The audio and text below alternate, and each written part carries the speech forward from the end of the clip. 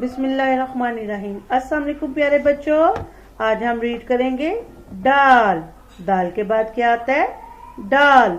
डाल के ऊपर छोटी सी तोएं होती है और ये होता है डाल। डाल से ढोल, डाल से ड्राइंग,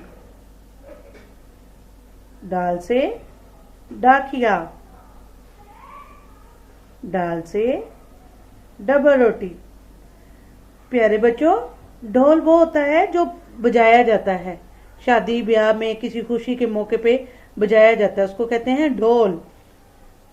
ड्राइंग, ड्राइंग बच्चों, ड्राइंग करना किस किस को पसंद है? ड्राइंग होता है आर्ट वर्क, जिसके ऊपर हम आर्ट का काम करते हैं, उसको कहते हैं ड्राइंग। डाकिया, डाकिया वो होता है जो पार्सल लाता है, खत लाता है, उसको कहते हैं डाकिया। डबल रोटी हम ब्रेकफास्ट में यूज करते हैं, ब्रेकफास्ट में हम खाते हैं डबल रोटी। प्यारे बच्चों, इस सबक को अच्छी तरीके से समझ के रीड कीजिएगा। अपना ख्याल रखिएगा। अल्लाह हाफिज।